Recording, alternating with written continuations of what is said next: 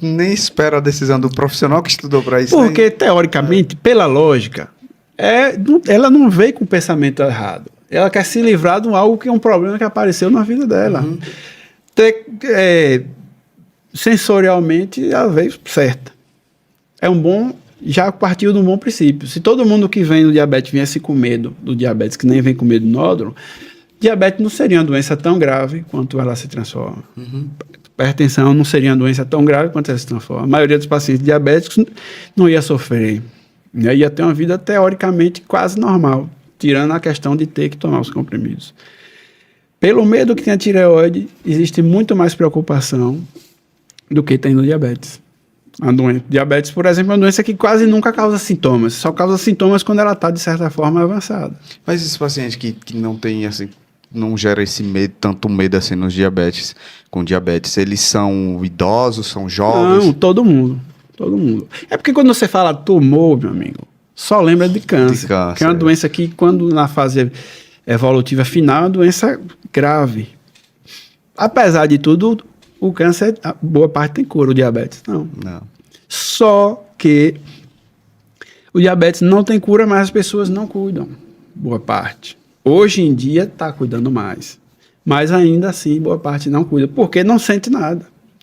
O diabetes só sinto quando baixa. Não vou tomar remédio, não vou usar insulina, não. Está em 300, não estou sentindo nada, vou usar insulina para quê? Ainda o médico lá me disse que eu ia ficar viciado em insulina. Existe isso ainda. Ainda tem essa questão, né? O próprio médico ignorante no assunto.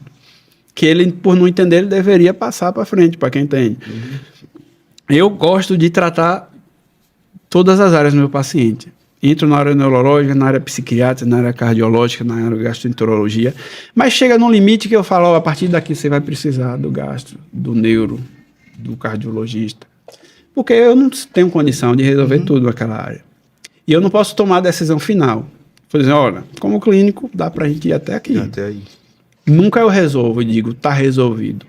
Diabetes é assim. Antigamente, no meu tempo de faculdade, o diabetes ia para o especialista quando estava avançado. Mudou isso. Porque hoje existe a possibilidade de regressão do diabetes nas fases iniciais. Então, quanto antes você descobre o diabetes, você tem que ir ao médico. Deu a glicemia alta, só um exame hoje, já vá para o endócrino. Vai fazer alguns exames, não só a glicemia, que vai ver o que é que está acontecendo. Já se usa remédio nessa fase, que antes não se usava, era só dieta e exercício, hoje não. Dieta, exercício, e tem alguns remédios que, se bem indicados, ajudam a regredir o diabetes. Não é qualquer um, não é qualquer remédio, nem qualquer pessoa. Né? Inclusive, tinha uma pergunta aqui perguntando se o diabetes ele era irreversível. Na maioria dos pacientes ele é reversível. Talvez futuramente seja mais reversível pela essa questão do entendimento da doença, que existe mais, e da questão sociocultural educativa, né? O acesso à informação é maior hoje. Então, eu tenho muito paciente hoje que já fez o examezinho do alterado, nem foi no clínico, já veio direto ao endócrino. Que também não tem que ser assim. Mas, se deu o diagnóstico de pré-diabetes, já vá logo para o endócrino, porque você é a pessoa que vai evoluir para diabetes, com certeza, se não iniciar a terapia específica. Não é orientaçãozinha simples, é uma terapia específica.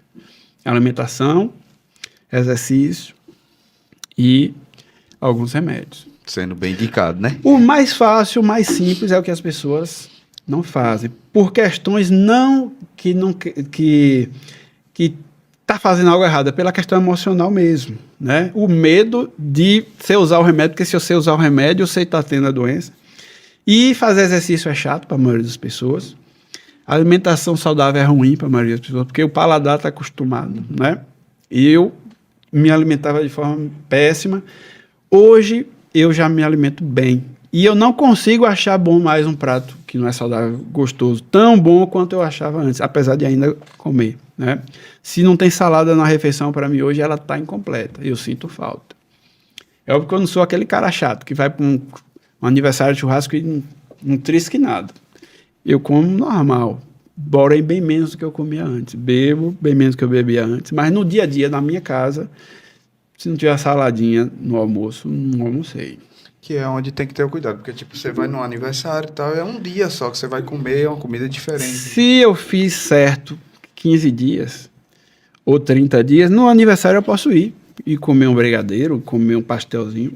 Não vai fazer mal, aquele pastelzinho não vai causar diabetes, não vai me dar gastrite. Mas todo final de semana vai começar a dar problema. Comer 2, 3 ou mais, né? Vai começar a dar problema, né? Só que aí vem a questão emocional do ser humano, que o ser humano é mais emoção e prazer do que razão e corpo. E aí é que onde se perde tudo. Que passa uma hora no consultório, você consegue passar isso para as pessoas e ela consegue ir para frente e outra não vai. Volta com um ano depois já com diabetes, aí some. Volta depois de 2, 3 anos já com diabetes avançadíssimo. No início tinha como reverter. Se avançou, não tem como. Quando a pessoa descobre o diabetes, geralmente ele está com o pâncreas afetado. O diabetes clássico. Quando você começa a dar alterado o exame, seu pâncreas já foi 50% a 60% perdido. Você só tem 50% a 40% dele.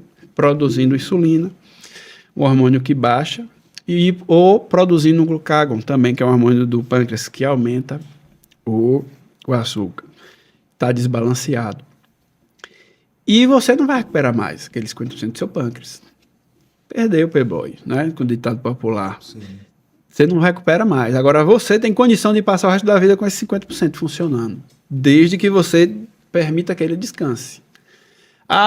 Não está ainda avançado o diabetes, não. O pâncreas já está avançado, mas o exame ainda está normal. Esse é o problema da maioria dos pacientes do diabetes clássico. Que hoje em dia a gente tem um diabetes que não é esse clássico, é o diabetes da vida moderna, né? Tá todo mundo com sobrepeso ou obesidade, comendo comida fácil e gostosa e sem fazer exercício.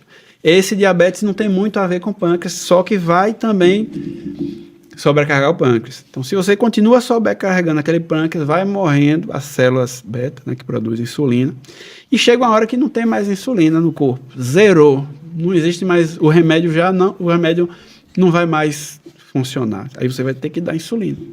E aí vai ter que conviver isso com o resto da vida. Né? É o paciente que usa 6 doses de insulina ao dia e mesmo assim não fica perfeito. Porque o ajuste fino não encontra mais. Quanto antes, né, a pessoa perder o preconceito da insulina, por exemplo, e começar a usar essa insulina antes do pâncreas zerar, mais vai ser fácil controlar o ajuste fino. Naquele momento que você comer um pouquinho a mais, o pâncreas produz um pouquinho mais de insulina e fica tudo controlado.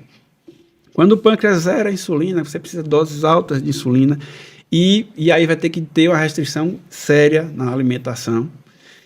Só que aí já vem vários órgãos, não só o pâncreas, já vem com sequelas, né?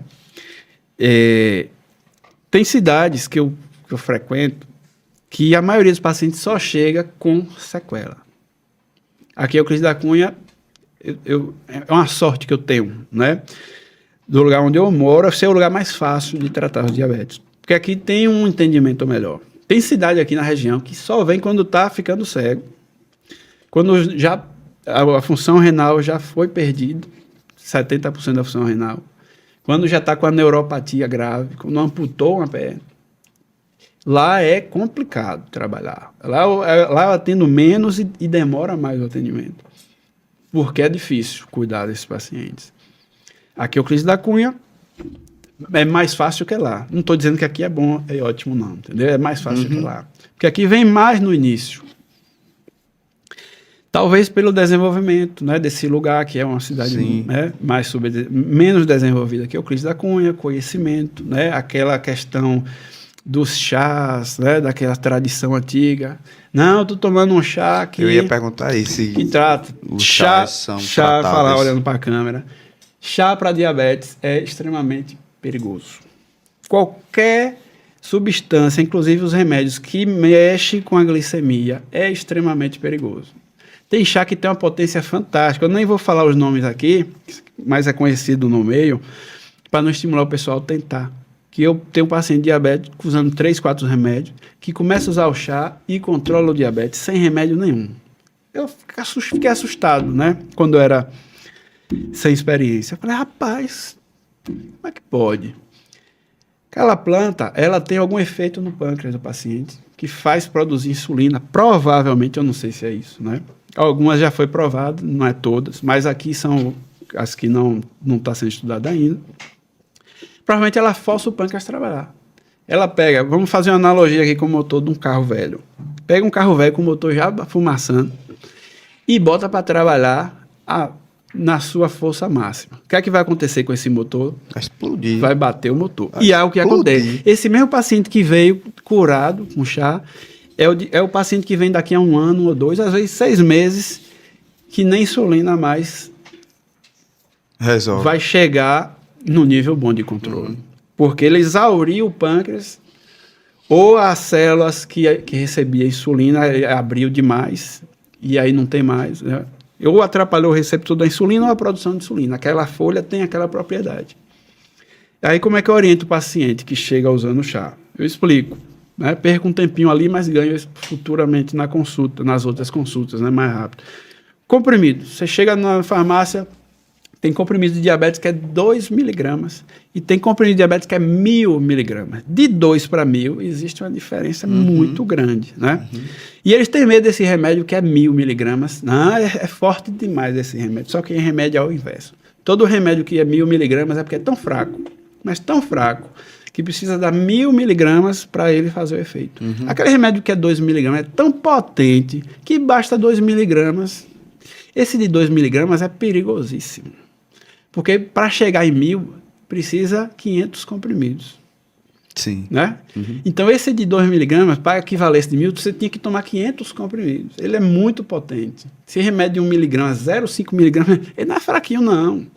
É muito potente. A substância é potente. O comprimido, não. Porque está usando ali só 2 miligramas. Aquele 2 miligramas, talvez equivala ao 1.000 miligramas desse. Aí vem o chá. Quantos miligramas você colocou? Não consegue mensurar. 2 ou 1.000? Não consegue mensurar.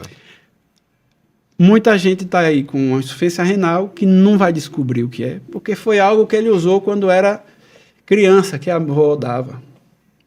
E quando era criança, exauriu metade dos néfros do rim, né? Por exemplo. E aí aparece com 40 anos com insuficiência renal. Um diabetes leve. Foi o diabetes que causou? Foi alguma coisa no passado. Ou algo que os médicos não encontraram a explicação. É mais fácil dizer que foi o diabetes. E não vai fazer mais diferença, porque ele não vai voltar mais atrás. Né? Algo que foi no passado por causa de um chazinho inofensivo. É complicado. Então eu morro de medo de chá. Principalmente esses chás milagrosos. Quanto mais bonito parece, mais milagroso, mais eu tenho medo. Pela questão da miligrama, a toxicidade. Quantos remédios de diabetes já teve ao longo da história da medicina? Muito bom, que apareceu e, de repente, teve que ser tirado das prateleiras às pressas, né? O mais recente, rosiglitazona, que é da mesma família do pioglitazona.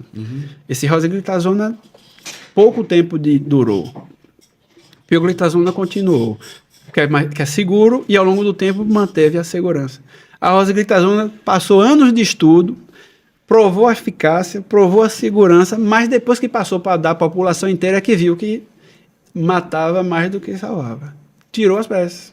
Aumentou o índice de doença cardiovascular, de infarto, nos pacientes. Então, esse rosiglitazona você não encontra mais nas farmácias. Mas foi um remédio estudado durante anos, precisou fazer vários estudos, fase 1, fase 2, fase 3, e foi aprovado. E depois que começou a dar todo mundo, é que descobriu que fazia mal. Mas o estudo poderia ter visto? Poderia, mas é diferente. Um estudo é diferente quando você dá a população inteira. Não existe remédio que dá a população inteira, não existe vacina que dá a população inteira. Nunca teve isso na medicina. E nem nunca vai ter, porque ninguém é igual. Nem todo mundo tem aquelas mesmas características. Até quem tem tireoide, né, uma doença de tireoide, até quem tem diabetes, não é a mesma coisa de diabetes. Então, cada um vai precisar de um remédio diferente, de uma dose diferente. Tem pacientes que a medicina não conseguiu explicar ainda, que entra na insulina, a dose alta, e depois volta a usar um remedinho simples e controlou. Né? É óbvio que ele fez a parte dele, mas ele tinha alguma coisa que estava causando aquele diabetes alto, e depois aquilo que causava sumiu. Então não existe só diabetes tipo 1, tipo 2. Né? Existem vários tipos de diabetes. Tem diabetes que é causado por uma virose. O paciente tem uma virose ali 2 meses atrás, aí esquece que teve, daqui a 4 meses, um diabetes desflagra de uma vez. Altíssimo, 500 a glicemia. Por causa da virose que teve. Covid é um exemplo, Como é que isso acontece no sentido da virose? É uma questão, muitas vezes, imunológica e, às vezes, por tropismo viral. O vírus tem o tropismo pelo pâncreas ou pela tireoide. Ele afeta aquele órgão. Ou nosso sistema imunológico criou um anticorpo que vai destruir o vírus através de uma proteína que está na cápsula do vírus, que é a mesma coisa da vacina, por exemplo. Sim. E aquele anticorpo que foi, vou falar Covid porque é o mais recente, né? Sim. Pessoas entenderem, tem relação com a tireoide e com diabetes também. Aquele anticorpo que foi criado contra o vírus pelo nosso corpo também vai atingir a tireoide, por algum motivo. Ou por ela ter uma proteína que esse anticorpo vai colar, ou por o vírus ter afetado ela diretamente. É um tipo de doença que às vezes é uma evolução rápida e não tem retorno, e às vezes é passageira. Em algumas viroses causam. Covid foi um exemplo que afeta tanto diabetes, tanto que o diabético era índice de risco, né? Para quem Covid, né? Obesidade, pressão, hipertensão, isso, né? No início achou que tireoide era também, mas não, né? Será que é por isso que hoje a população está cuidando mais, está com menos medo? Afetou a tireoide nessa forma, imunológica e talvez por tropismo também, causando tireoidite. Você pegar os pacientes que teve Covid e fazer ultrassom, tem as pintinhas na tireoide, né? A tireoidite está ali. Se aquela tireoidite vai ser contínua e exaurir a tireoide e vai virar hipotireoidismo, a gente não sabe.